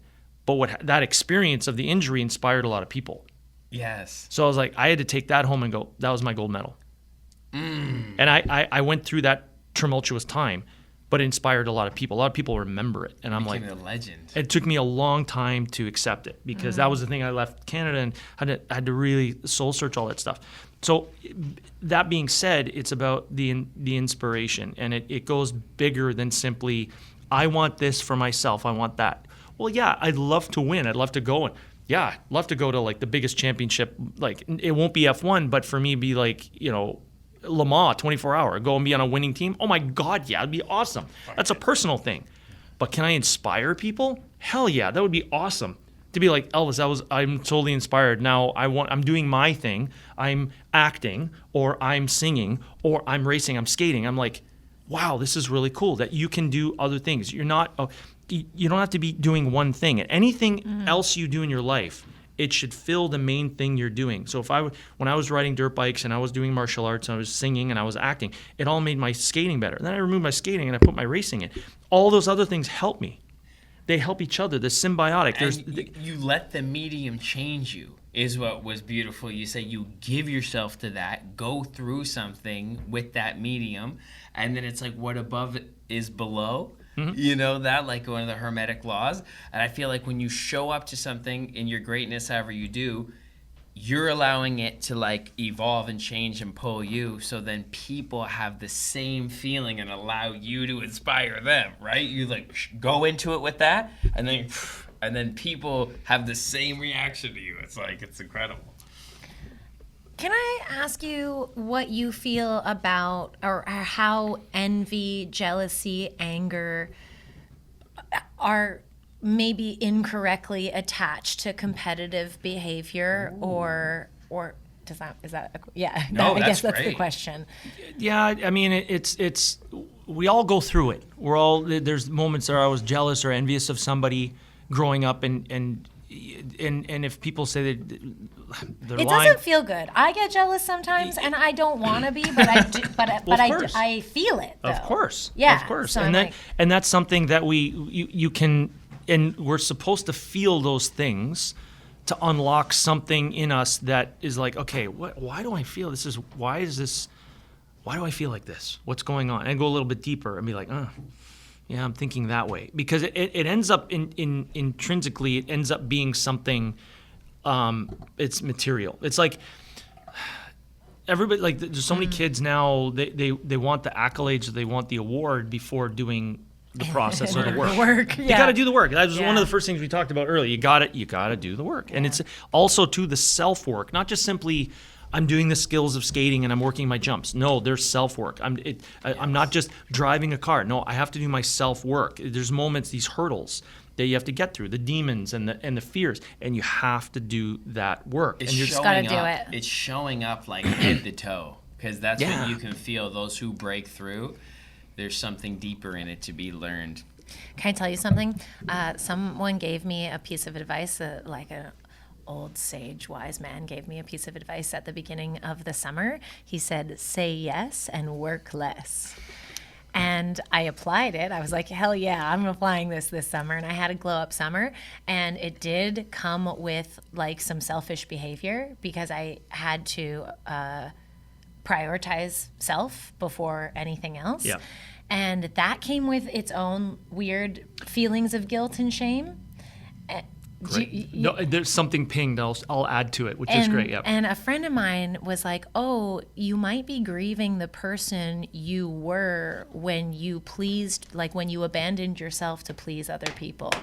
And that just blew my mind. I was like, "Oh, I didn't know that I would in my glow up era that I would have these feelings of like guilt and shame because I'm no longer showing up for people in ways that I used to based on my like need for love, basically." I'll share something that is, and then again, it's going back to the fear, and then again it goes back to fear and other things, and then it's the self-sabotage. Yeah. Right? Because here's the other thing. This will warp the mind.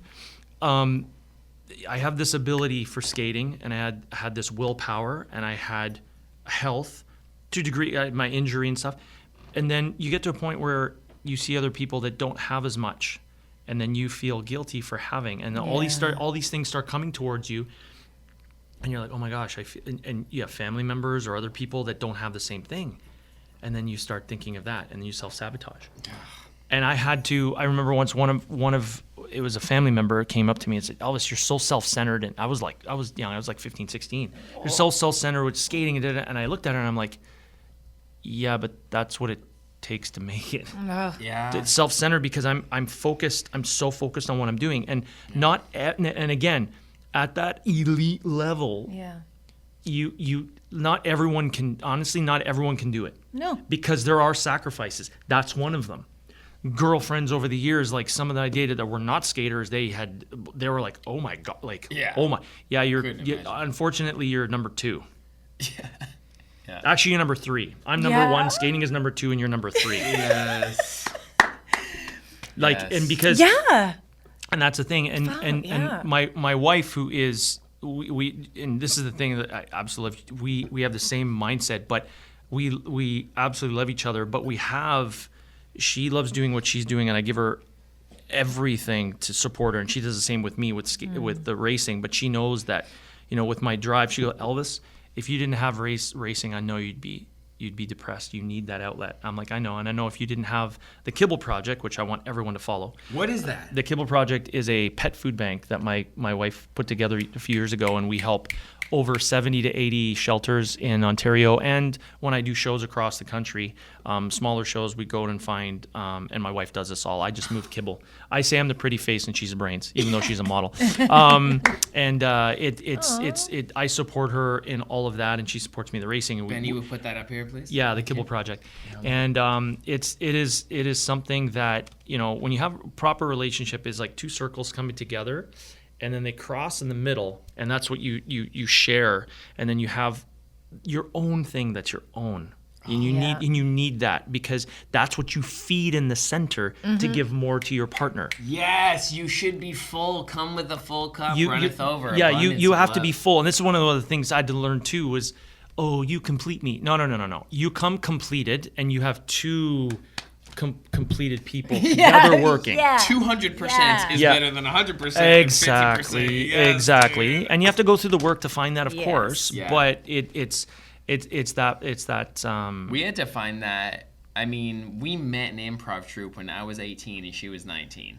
So we've seen like a lot of different versions of each other. And there was definitely some unhealthy, deep, self-reliability, kind of or we were codependent. Codependent, for sure. That's the word. Yeah. And over time, it's been like that ultimate respect. And of course, I've always done what I had to do, and she always did what she has to do. And there were times I'd go to LA months on end, you feel like, I'm not sure what I'm doing, but then something good happens, and then you're away from them, and that's always hard. But it's been these past basically in our 30s, it has been like, I gotta make strong boundaries around the time I invest in my thing, because I don't want to be miserable or resentful or whatever. It's like, you're right, you can't be trapped in there. That is so incredible that she is filling her heart and purpose and doing something, well, that's easy. That so much love for dogs. There's a huge connection there.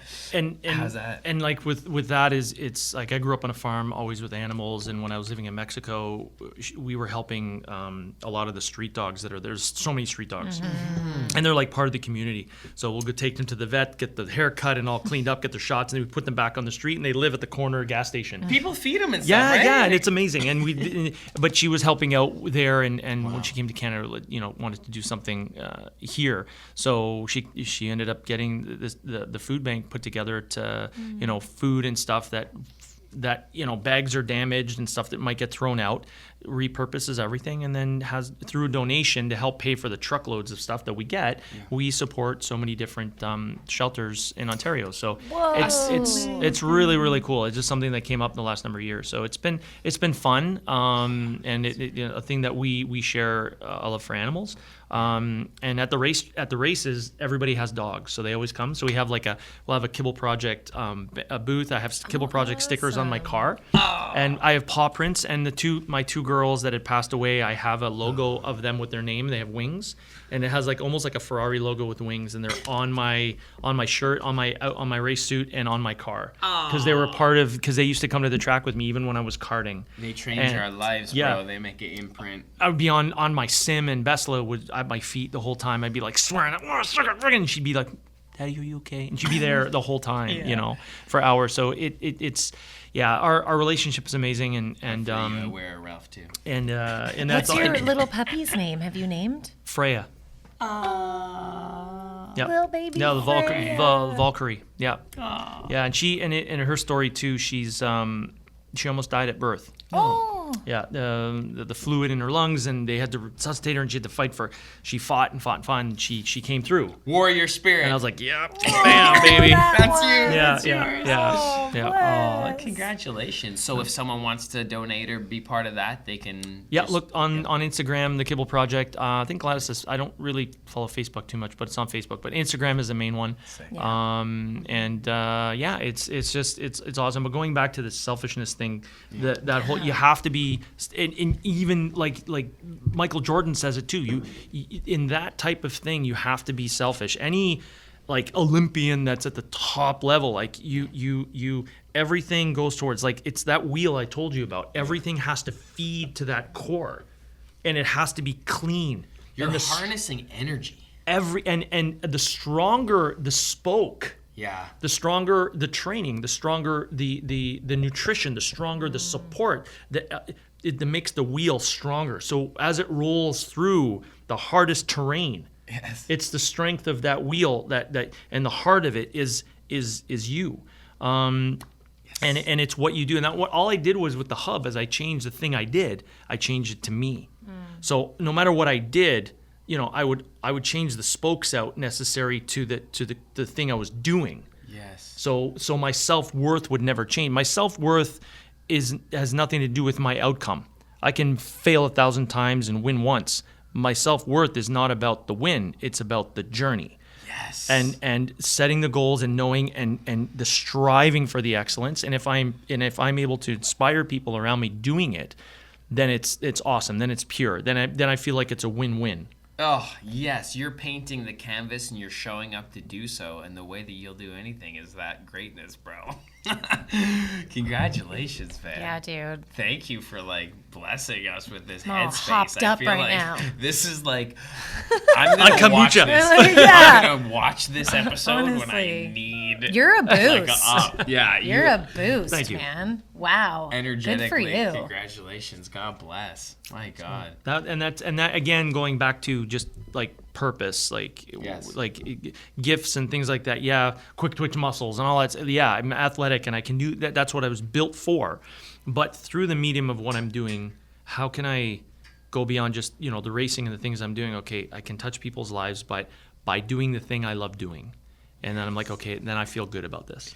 That feeling. Sorry, but No, that please. feeling. But that feeling of oh, I'm selfish and but I'm connecting with Also giving at the same time, right? And having and I do motivational speaking, and I have moments like this where I can share for people to inspire people, and get into their place and not get distracted by social media, all of what the social structure of certain things, and get held back by all this external stuff.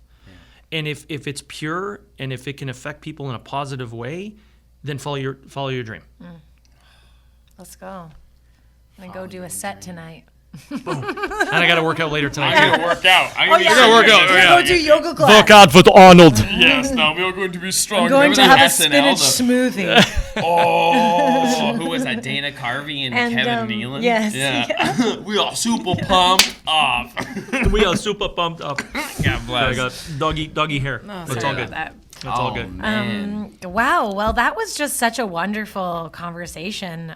I feel very satisfied. I'm so grateful. I definitely want to do a follow-up with you if you're down, but I just got to hit you with 2 questions before we dip and close out here, which I miss it already. I know, me too. I love it. Favorite film and favorite track? I guess like song, purpose-wise, I guess it doesn't matter, but I'm personally curious to your pump-up song. I know you said you got a bunch of different stuff, but like...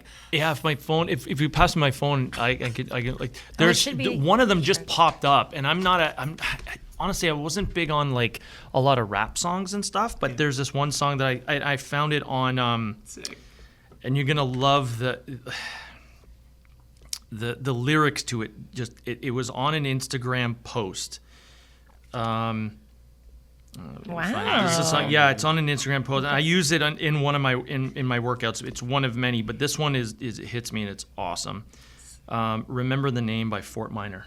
Okay, nice, yeah. So that one hits me. Amazing. But I listen to like there's also like Breaking Benjamin, Smash into Pieces, Shine Down, Disturbed, From Ashes to New, 3 Days Grace, Star Set, 1,000 Foot Crunch. Papa Roach, Daughtry, It's so Daughtry. Demon Hunter, and then stuff like it brings back they're newer group, but they have like 80s sounds, like The Strike.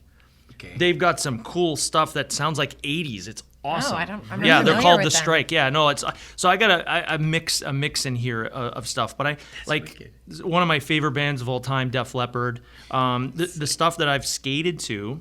Shine Down. I love Shine Down. They're so good. And there's a lot of great stuff. Breaking Benjamin's another one I've skated to as well. Rock is the main genre, would you say? Well, kind of. It's. I like all types of music, but like rock is one. But there's like progressive metal. Okay. There's like Camelot and Dragon Force and some of the other there's other stuff. There's Nightwish and like a lot of these really cool European groups that I go down the YouTube path. I just do it, and I'm like, oh my god, there's all this great stuff. They're and amazing musicians, man. Some of the stuff they're doing, it's like, wow. Do you know Max Martin, who like produced all like Britney Spears, Oops, I Did It Again, NSYNC, Backstreet Boys? He has a band that basically sounds like jazz metal. Like, because he's a super genius, right? Yeah. Like, to produce those puppets perfectly, his ability. And it's like, it's crazy shit. Like, some of that timing is, the drummers on that is nuts. It's unbelievable, and like mainstream stuff out there. I listen to like some mainstream stuff, but most of the stuff I listen to is like completely not what you hear on the radio. Yeah. And that's like, but that one, that particular one, Fort Minor, that one it's an older song. It's like I think it's almost 20 years old. But it popped up. I'm like, oh my gosh, this is like. It pumps me up. So it's one of those choruses that you know when it comes oh on. yeah, no, it's that chorus, and I'm like, oh yeah, and I'm trying to get that 1%, and I repeat the song just so I can. I'm like trying to push through. So I will be working out to that tonight. yeah, perfect. And what about a film? I mean, I know, like, you have a relationship with the acting craft and filmmaking. So what when you want to get inspired and fall in love with film again, what will you toss on? It's crazy, but it's because of my childhood growing up, and I'm a huge sci-fi nut. It's and you can laugh. Empire Strikes Back. Let's go Star Wars, man! The original. I remember I had it on VHS. Those 3. Was it 4, 5, and 6? They came out first, Yeah. right? Banging. My mom knew I loved Star Wars as a kid, and she bought me Luke Skywalker and Han Solo action figure. I remember getting we were going home at our place in Queensville, and I remember getting it. It came out in 1977. It was 1979, and my mom bought. And I still remember I was in the back seat. I bought something for you and opened the bag. I'm like, Star Wars, and I still have them.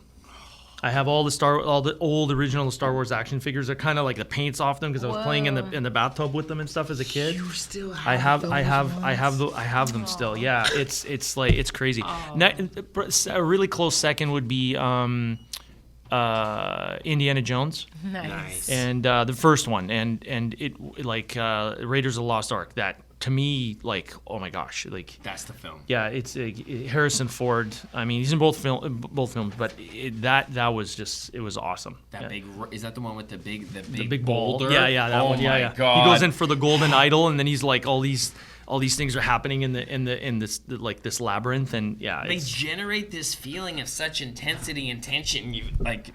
How do film is wild like that? No, it's how the- you get that feeling in your body or something behind you. I just love the storytelling and as an actor you know this too. It's just is accessing certain parts of you that you didn't realize was there, and then you're living the moment through a scene. You're just like, this is real, and you're having an experience as you're doing it. It's really cool. Yeah. It can be very cathartic. It Yep. can be very just for the curiosity bone. You're like, oh, that's new. Yeah, exactly. You're like, wow, I didn't know I had a place there. Yeah. I'm a murderer. I like to kill people. Dexter, I'm so glad I booked this.